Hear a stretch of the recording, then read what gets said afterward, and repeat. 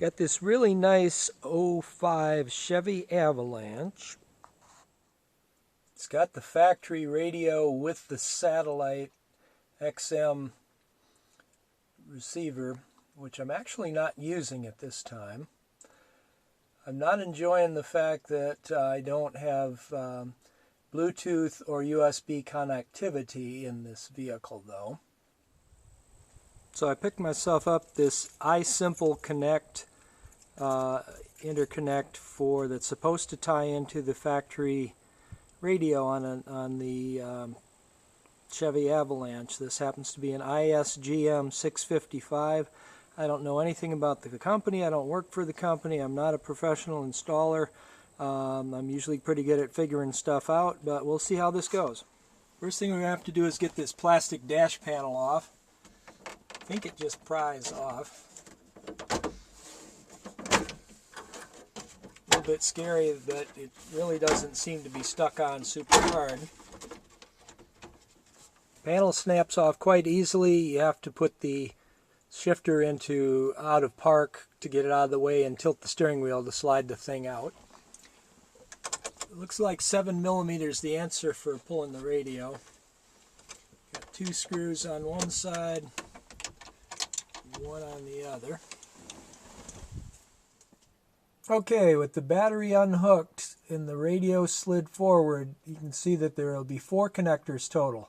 The far right hand side, as we're looking at it, would have the antenna connection, which has already been disconnected. That just slides out.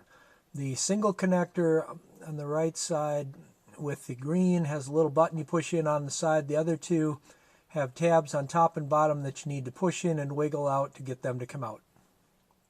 Okay, radio's out. There's the big hole where the radio goes. I pulled the climate control panel also just to have more room to work. There's clips on the side here, top and bottom. They just need to be pushed together after the screws come out. Things slide straight out this way. Don't really even need to hook the wires, I don't believe.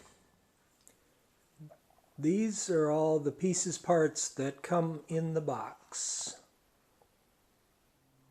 We have 4 wires that we have to find homes for. The red reset button wire, which is 4 feet long, the USB cable, which is 6 feet long, the 3.5 mini that is 6 feet long, and the microphone cable, which is about 12 feet long.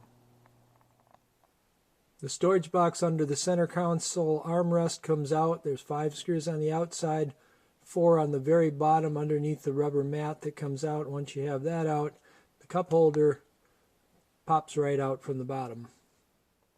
There's plenty of room to work in there.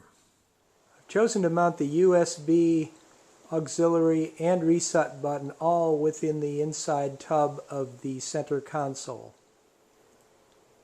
Just requires drilling 3 holes in the appropriate spot. That upper passenger side has a little gap there. You still may need to drill a hole to get everything to fit through. The center console also unsnaps to give us room to run wires. I'm going to put the microphone at the top of the A-pillar. Fuse block cover comes off. You got plenty of room to run the wire through there. So the wires are routed. The harness just snaps in. I've never been a big fan of double-sided tape, so I've chosen to use a couple snap ties to attach the box to the frame member back there. Make sure it's not rubbing against anything so you don't get squeaks or rattles.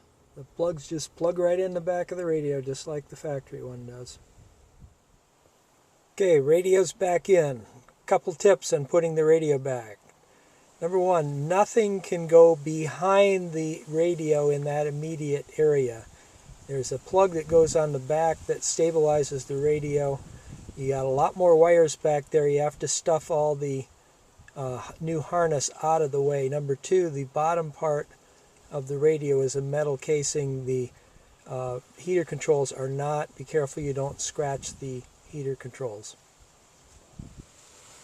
Okay, got her all buttoned back up here for a test, and everything seems to be working fine. One other tip, the DIN plug seems to want to, on this particular unit, unplug itself at the slightest provocation, so I had to take the thing out a couple times to make sure that it was connected.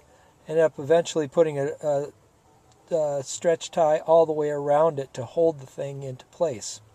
So far so good though. Okay, it is done. I would not call it difficult, just time consuming.